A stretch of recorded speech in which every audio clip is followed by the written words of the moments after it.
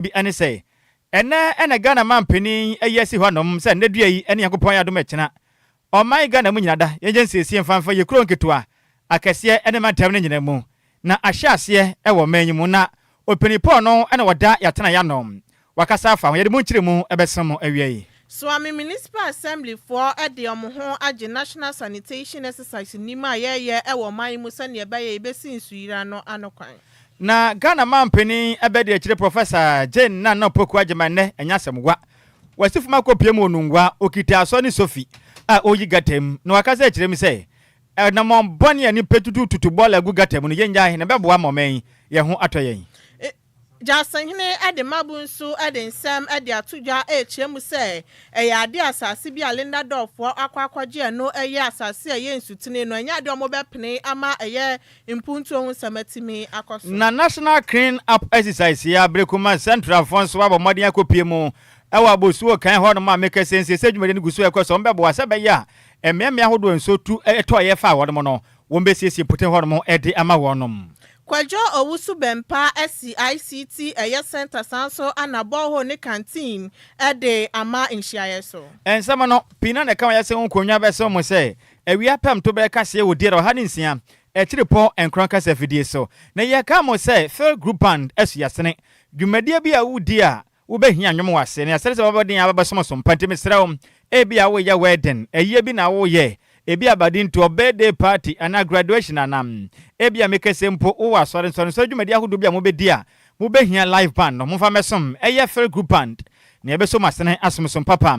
de enti ehunya se yen ne se besom won enie de di kan ye quality sound ye professional instrumentalist and ye quality instrument fra yen ne ba yengu ani maseda kram ya kira kwan ya watema committee 22 ba roso inside honum ene ye wom ya homa ne 0242 965 391 0242 965 391 ana 0541 149 741 0541 149 741 Weekend na aniere mu no anu ntini hyemude bebre na na ebekoso oye hyemude nso ya de abeso ma ohwo de nsuo ebema wonti bomode asa wonsa ebetimi aka Lumba supani bi eno anobia age atumu se eya every nso de ne stamp ede esiso anu nti prempeni4 ewa 0549889685 ana 0549436616 akenkafo beno yese nkonwa beso ma wie no edi amegiso ye wofa Ose adia ya odewa at Nhyiraba Kwadwo Sammy B. Mahutedin ane pantwere bonana otafiri jamene. Adjoa Agyei Sikapa. Ya da ya ho ya ba ya de kase bono ekire mankasa ebesamo. DL News.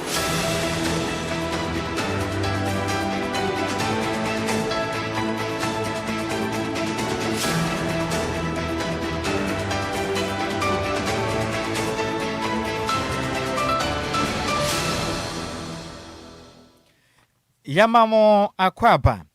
afi tumirika ne hia yen ewo Facebook and afinse YouTube na yemfa kasebo no enchiremu ensomum ya hia kasebo na se e de afiri enhyehyɛ pa Ghana mampeni John Dramani Muhammad abase o ma Ghana mu nyina na due ya hia ase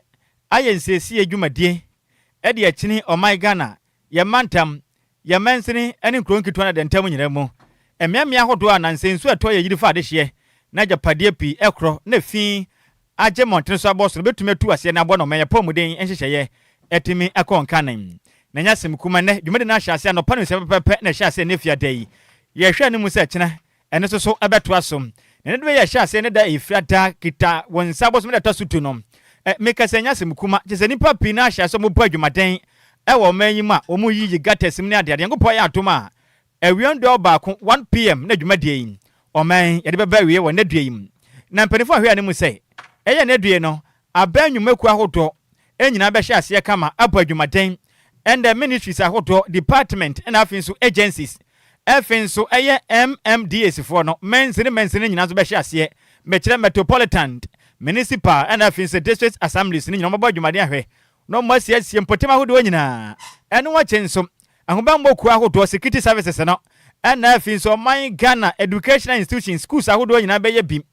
na afinso waste management companies aso ya boa esiesi o manga nam na mo hwese betu fiase ni na be ya dwumaden ne ahwa nu se o man emu ate ransan nyankopon ya adoma kina memenda ye hwe ni mu se ye bekọ ye nkronkura hodo nyinam ye beka ne se community level baby biam o mama ne besi twam ni ye tikrom ayi adwumaden ahwe se ye mpotem nyina da ye besiese baby aka ma no man emu ate wansan kram entimi kese na nya simkuma shops ahodo omo tututum ene market centers ahodo bia tutu ne dim ye hwe dem se yankopon ya atoma e baba wi adon ba ko pe ansa na se edwa no ne shops ahodo no ye betimi epiem na ministries mpenifo pi na de ato adehye nim se ye nyina ye ntachire o maga na hyenkafo nkobom kwa ahodo nyina tachire na dwumade no in fact emu odesa no manama obi ayara ne ho aba dwumade ahwe no men yetimi asiesie mu na bawro monka bo premier yi mu a wa woni me say aya greater Accra region no eya 104 flood prone areas emia pode ohane nan ehode nso to a na fa ba biam enti dwumade ekoso ba bibia na mensina wo do wanka na dosum efi wo ba ya metropolitan municipal district assembly na ya dosu pam ya waga south ga central ga north ga east o kan kwe north adenta eya madina shai osutoku aya waso west aya waso north aya waso central aya waso east itama west lejokuku aya krowo eka hom nrekma anasa ningo pram adan east and afin so adan west eho nyina dwumaden ebi kosom sanso na ga south mensen ne mo no ya omamia pi tetegu stc maram east new wager ene new wage new gbawi malam west wager 0 and afin so malam junction eho nyina ka ho bim afin so ga central dwumade etodwa jese mamia pi eka hom awosh eka ho bim eye kologu eka ho Israel land and afin so eye lafa afin so eye desri etieku junction eka hom alhaji and afin so kef eye shantain market ho nyina etemu ane enya semikuma kram empotem honom na meka se mebe de se pokuase eye footplate pokuase ayawaso eye station of Anko Barrier Trantra Hills afin so eye man 7 and afin so sport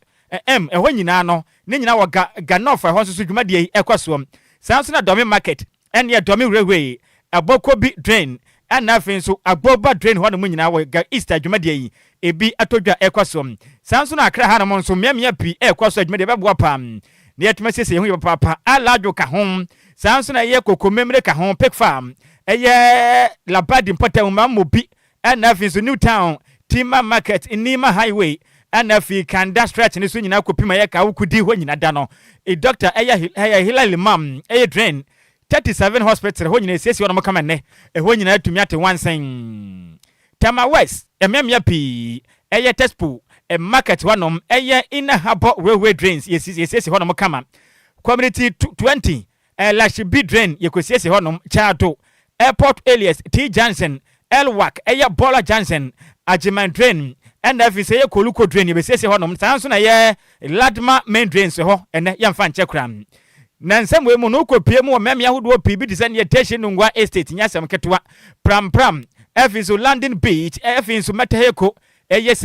sege junction if so eye kasai junction honom nyina mem ya we no dwumade ikwaso ene ampaye ebedwa na nsem we mu no na environmental protection agency professor Nana Ama Brown Krucha kase chirem say dwumade enye say da krope ehu ba hia say o mamu nyina de ba ya du so ne se de bia da ye betuma say se mfi nsu ayiri fa ye no ano eden or the same say etudwa. EPA is out here cleaning our surroundings and we want to thank the president for this directive. In fact, I keep thinking that it shouldn't take the president to ask us to come out to do this work as a nation and as citizens who need to keep our environment clean. So we thank him. So EPA, together with my staff, we are out. We are currently doing works, cleaning the gutters and the grounds, weeding, collecting all the rubbish around here, right behind our wall, opposite the Registrar General Department, just the road that separates the two institutions. So that is where we are currently trying to clean our compound. Also joining the President's directive, and we use this opportunity to encourage all Ghanaians to come out today and tomorrow to do this. We also want to entreat that this should be a one-time event. If we can make a frequency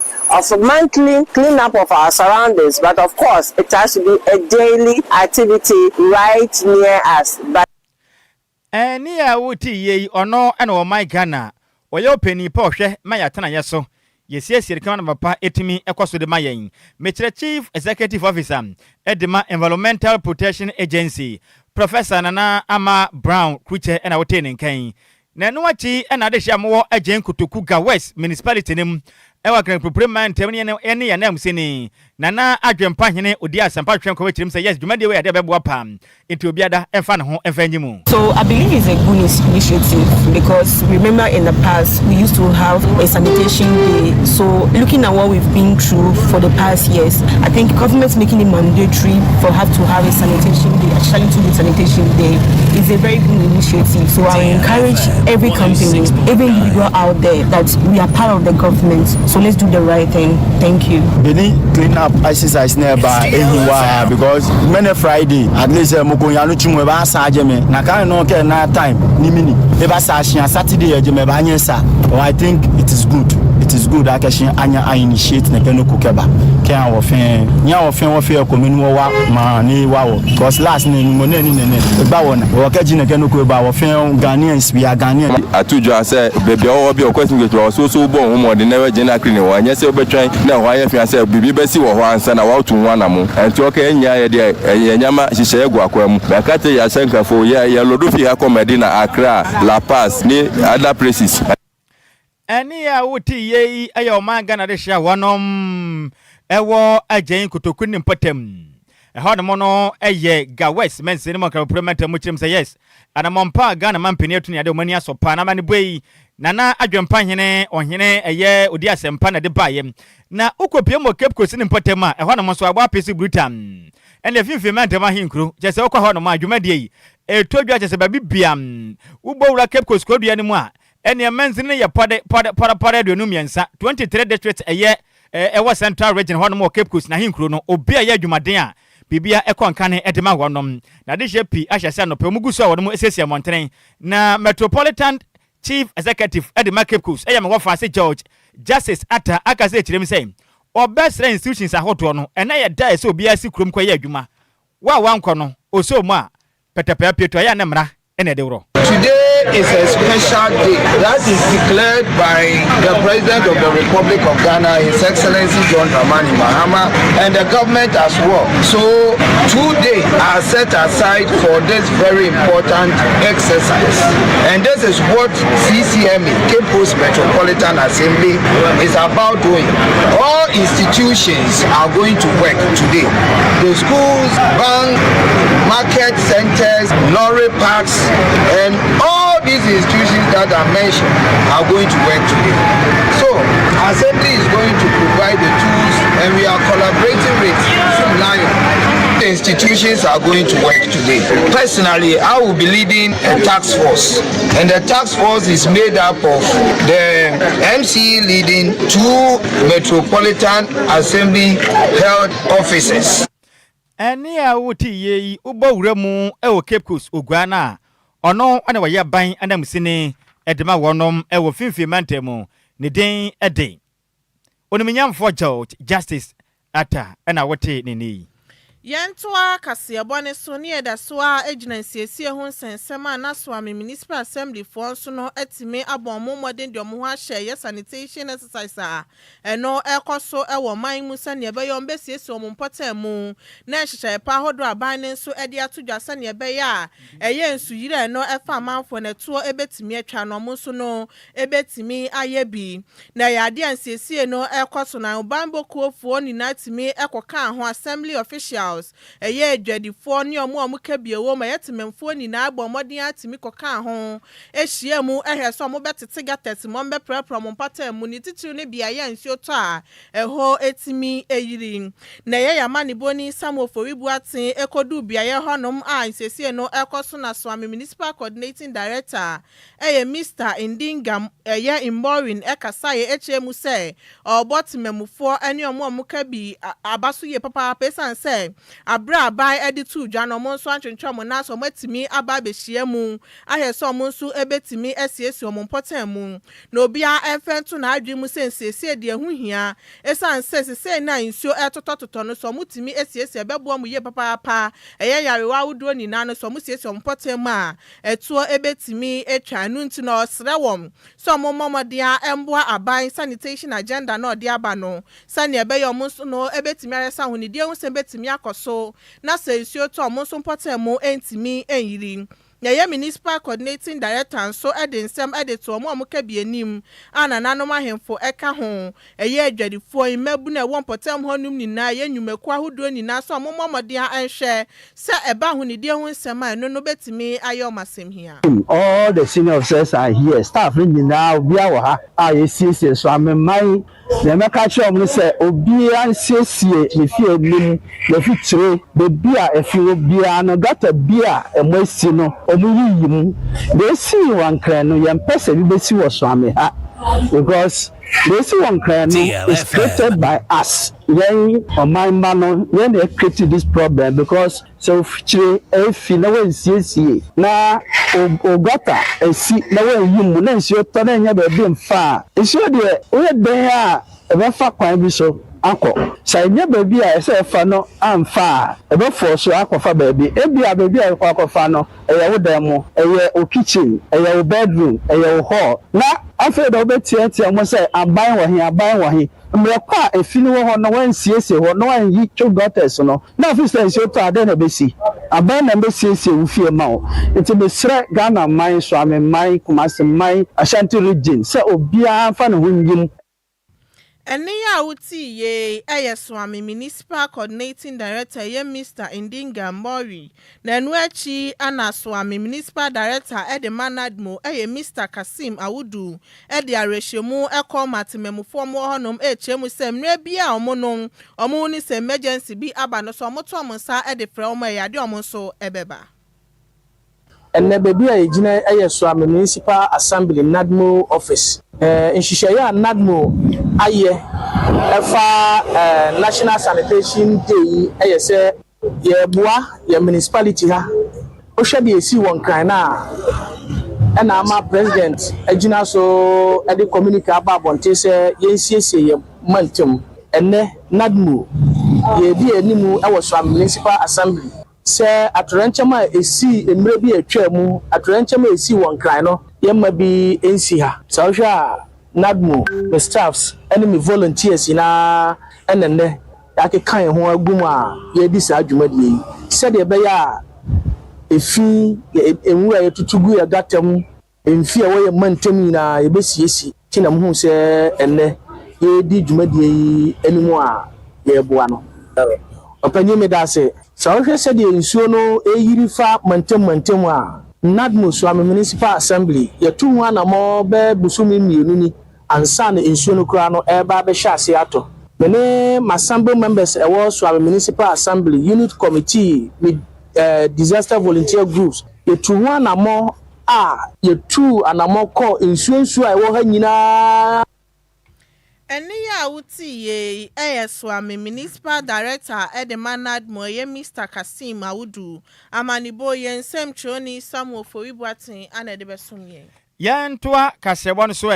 na yenkwaso anyina mu ewene omanga na mu nyina da ahusiesie adwumadi a Ghana mampen de aba yeboa asiesie mpotem nkronkutwa ana fedentemu nyina mu no Ghana mampeni ebede kyeremekire Vice President Professor Jane Nana Opoku Agyei wakopie mu ewo mekase nungwa mpotem a woboa ma ene ahusiesie adwumadi a yebo moden titi gatemu aprapra no ekoso nungwa de nsema tudwe kyerem sei yamfanto Ghana fo nyina nim se obesera da. In fact ahunede ya ade a ese Ghana ni bia etimde ne hoji mu pam o mampeni ebede kyerem sei efia hoto a yedigu montene so yedigu gatesim ene yakamu ne yade a emoama yikura eba ne sa pe na ede ya ho ba monsem eto esanim o mampeni ebede kyerem Professor Jane na no poku Agyei se de tudwamra na woboa na nungwa mpotem honom eye National Clean Up Exercise adwumade to dwa wonom ye no ode ne ho gi mu bia mekese nyasem wa ye ma mekita Sophie chese ne ye gatem otim se ye obo adwumade hwe se o man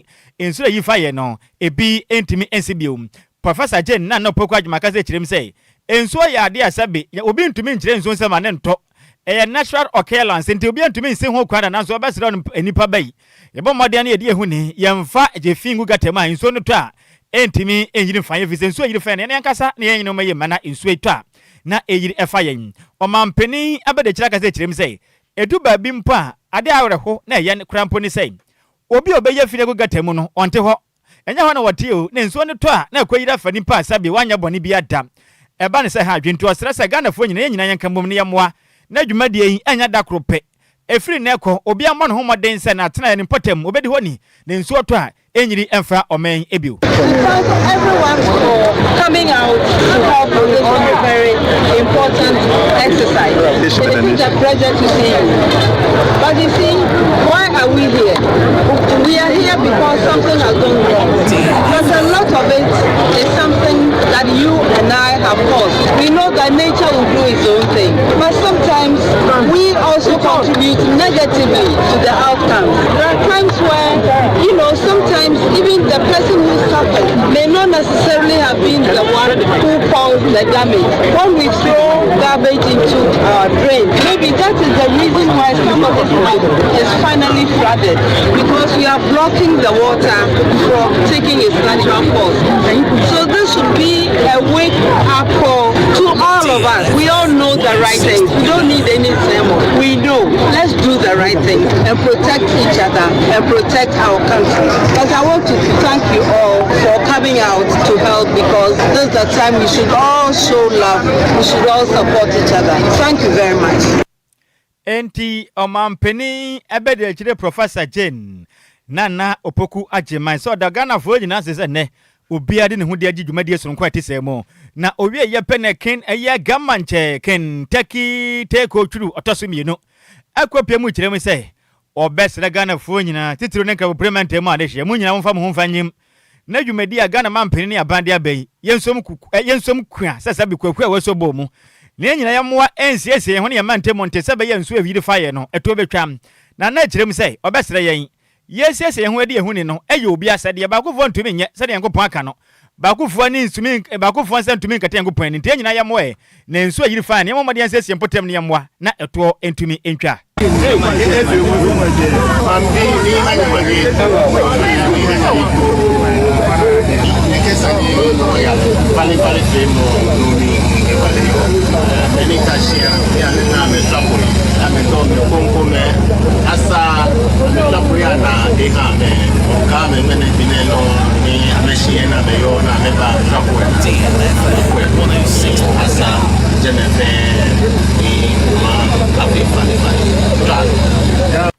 Ani a wuti yeyi ayaga manche ken taki teko twuru otoso emienu Yentwa Kasiabone so na municipal chief executive officer Edemable Kuma Central Eyonyonyafo Frank Nkansa ene eyetememufo mo na bato mpesuane so ekohia mu ewa aboso kan etimi ekosiesi mpotemu honom na yeyama ni boni DJ active edu honom ne onyonyafo Frank Nkansa etwetwe nkomo ana ochemu se eyade obebo ne homoden ahese yensiesie no omunye no enye daba kopene mom omebo mo homoden ahese bato mpesuane so Betimi SCC honom no sanso ade afutuo ade commat memfom Ablekuma Central se eba plastic waste materials na ya omofengu dice bi mo ntutu ngu basabasa no enenam sunti ensu yiri etimi eba ene place kopra osha his excellency ehun se Ghana hodonti se nsu etimi aba be fire man mu etimi tina sidin a wanhwe ana yare ene ne oma aba be bi e besi amanfo nti his excellency yi ene no yen as an assembly aboso kan ye place a eni di echi ye ba nti ene ayemfo no kasa ene association kasa ani ni na decide say ene ye dey clean up yi be sha go almost so no e ba sa how we from Takradi station back and she ba aboso kan nti na choose her as your main place your cleaner. And so when we other electoral areas, Mambuk electoral area, Sukura, that a bit of Poshi, Mimete, Sabunzongo, Omina, but we by the young focus now, then now the Shabusuka, raw material and plastics, and some of it. DLFM 106.9. They go around extra plastics. Raw material amount for your business today. Encourage say, I am fan to your dreams.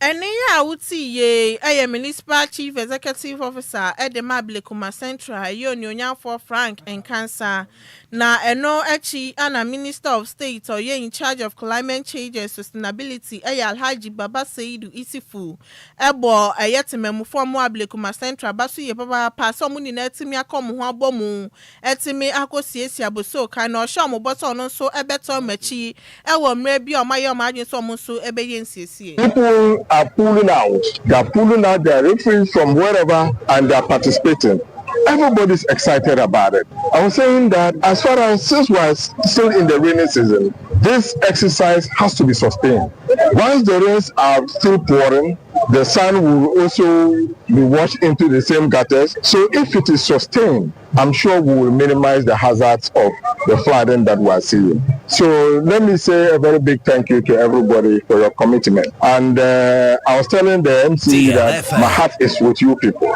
We are doing a lot. His Excellency has tasked me to institute a climate emergency resource mobilization track. That mobilization track is supposed to aid us to mobilize international money, international climate money, and bring home to support the victims.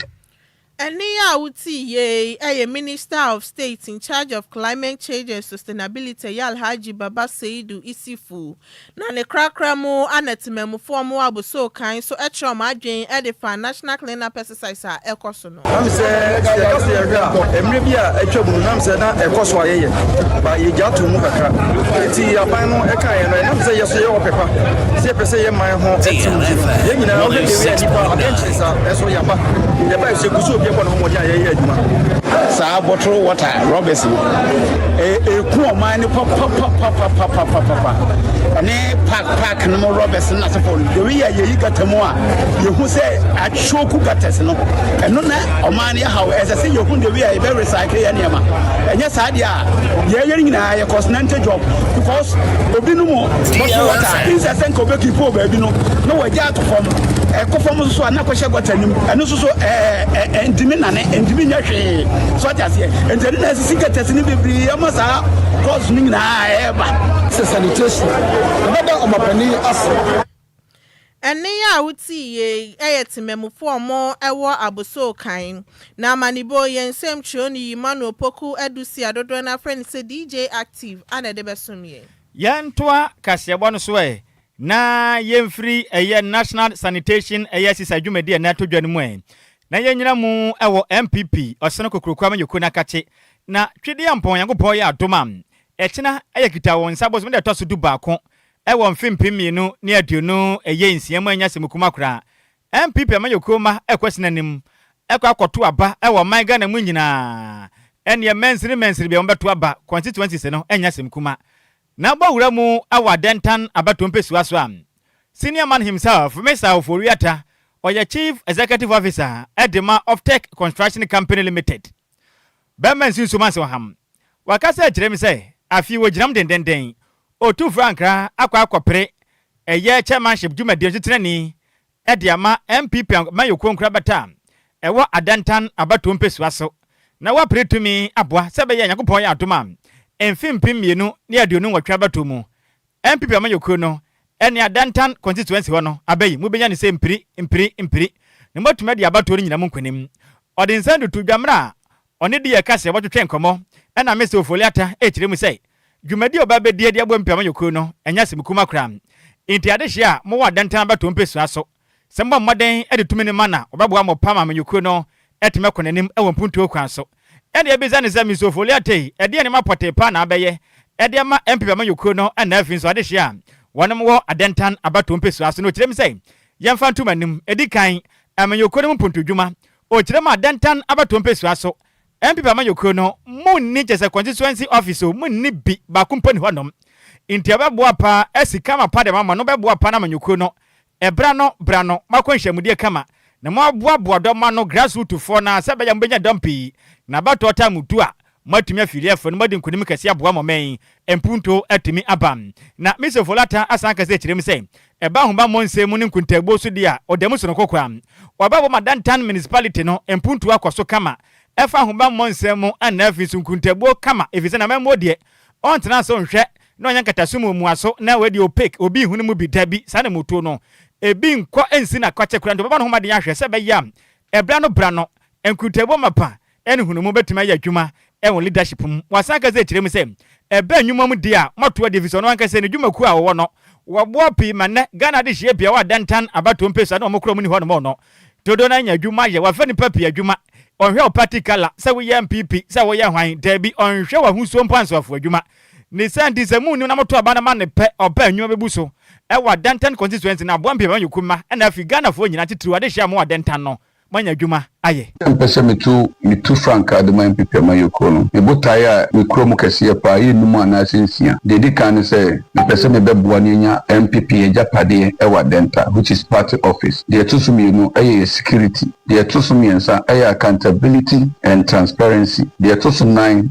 mobilization of the people especially assembly members and the unity committee and the keka ho eno tra mpese mitu franka de beboa and MPP mayoko ye kan fa so benyam so a menyama ye leader mpo de brie nyam fa so eden ewo me so se me di kaka me kasem ho me num se wo ye ndisi ni anazo ye MPP ni before bia ne ne adwuma me construction field no carpenter fo mesi fo se bender fo na me business a me ton four ties so me ton no so no eno so workers a ye adwuma so no me sa so free nya na so free booth inti me obi a me unify inti se me bass as a chairman omu na benya me ho paso eni obedi sa be ema obia enya ne so mfaso awa dantan abato mpesua so na ne kwakura mu na de kase bobisa Mr. Ofori Atasei senior na wopa enkebom mapanso hyehye etesen na okirem sei yemfanto MPP ama yokronkra batam ewo adantan abato mpesua so sei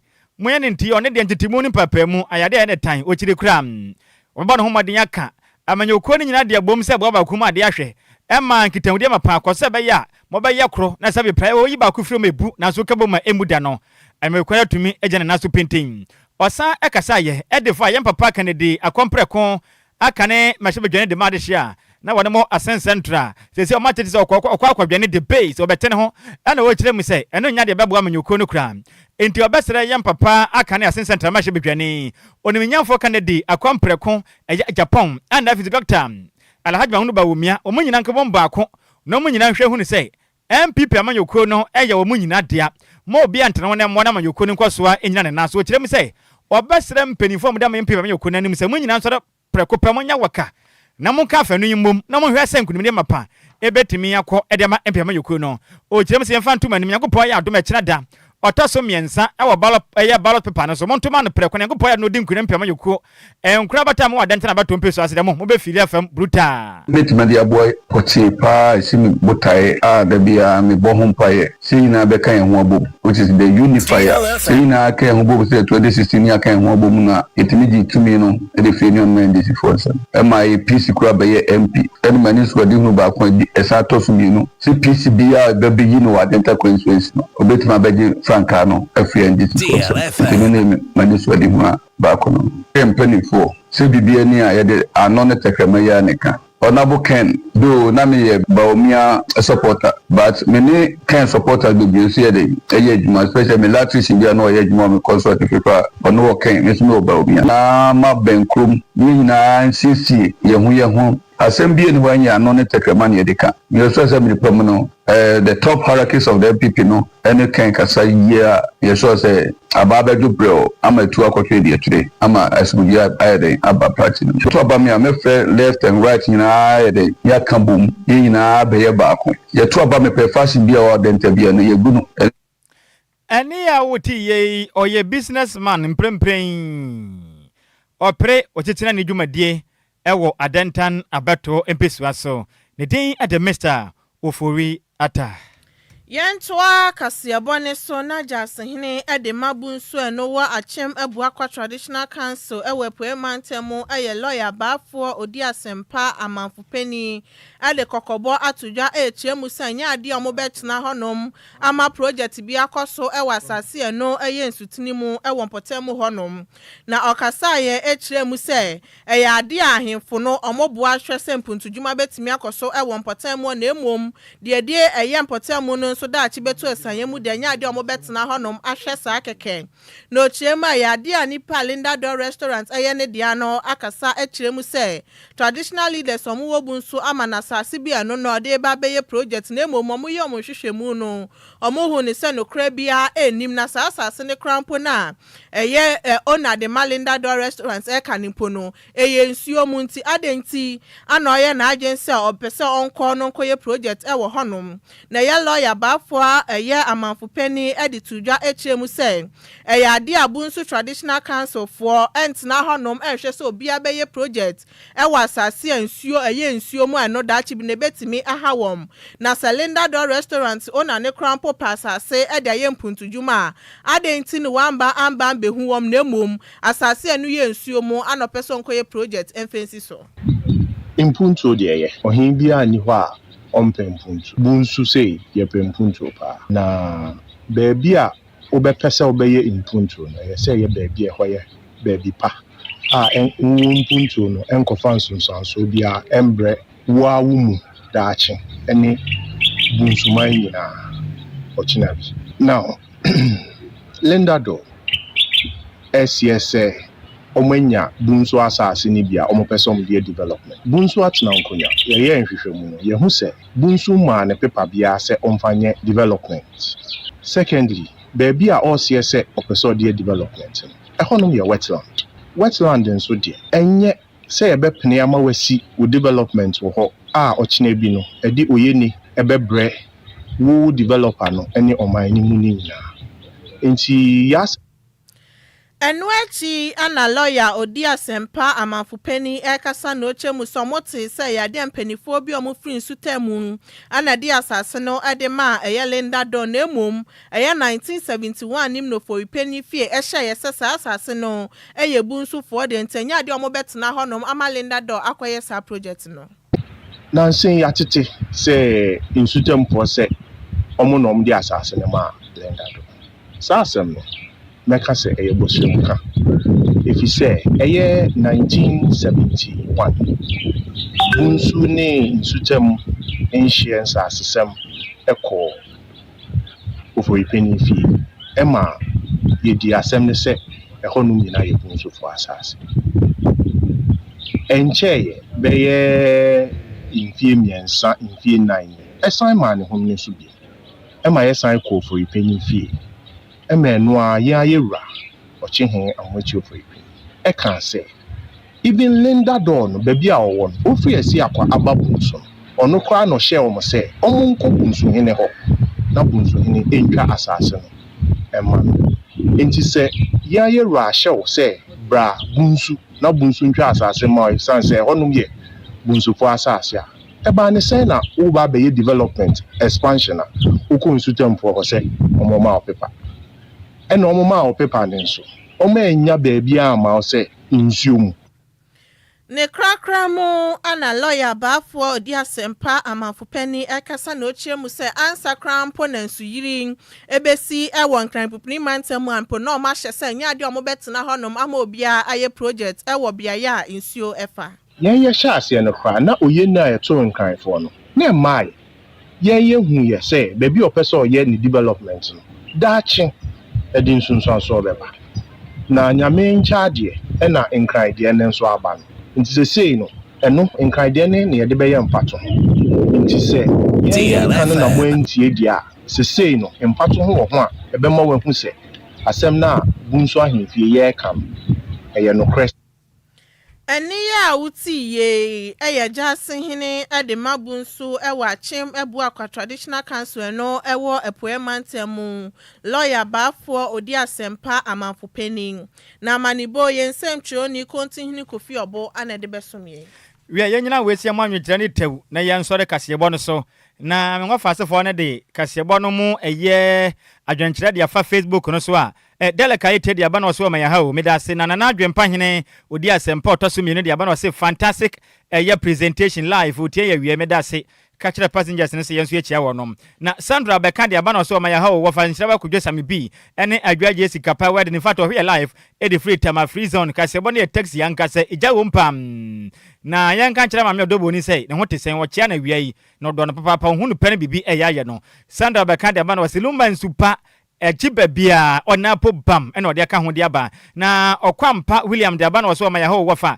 in fact a kidnap exercise na ya de eguso ekwaso pam e wa senso ba main street ho no ma in fact omu gusu ba dwumaden ayiko to bi bia ode no ho be hye mu dwumade so kwete sa no wonom aye data wili ni senso ba inside ashama na meda se pa senior ya menka ho awie na piaga de aba na so hwe life e de free achim asafom na DJ Zigibi de aba na was inside Dear News papa champion wo hen bibia wokode na Taliza edu de aba na so ma ya ho wofa Nhyiraba Kwadwo Sammy B ene Adjoa Agyei Sikapa in fact here live edi free ewutu breku na Dear News ne de in fact wona popa mall fire na ode aka ho de aba awie me wofa se Hansen de de aba na so ma ya ho wofa Nhyiraba Kwadwo Sammy B ne Adjoa Agyei Sikapa here live edi free Atomic Hotel dance man ho no no hwe edi free na DLFM news de no size in check ese nkoma ya jeli what dance man last stop o che na wiai na dole ya jewa je de aba na se ne wa late na so still na wadwani news no live and clear inside a year Achimota Christian Village that Lumba by Nhyiraba Kwadwo Sammy B ene Adjoa Agyei Sikapa kasebo no ja wom na yo na po bam de ade kasen ene ode bo chense kasebo ne ye solofufui kaka diama ene ode aka ho ede aba na me wofa se Richard ahwede aba we ya Richard Meno o se my house Nhyiraba Kwadwo Sammy B ene Adjoa Agyei Sikapa in fact mo ya adwumaden eso me papa yanko ponhira mo pina adwumaden so kwa mo bona wo se owo northern region in fact Pandai NF so meme yahudo pina no wa wono betien BBF nie special greetings en confirm DLFM College Association ko ni nyina Richard ahwede aba best best prefect o se my Nhyiraba Kwadwo Sammy B ene Adjoa Agyei Sikapa ne mo so man so papa enhia kase enkomo bibia no kirem se ahonide ya de a enyame te nyina ye ho ne mo ye ho ban na ye nsomo men yensese ye ho ne bibia nkonkan emfa emayen hotel life wo DJ Ghana fire ni so a na ye gbeche station DLFM manes no dwane kasebo no edi efire kasebo no ye de si na se ye bekọ no DJ Afiba asan de ababio Kofi ye nkwa wai na breko Taylor money na ho adwuma na dim bruta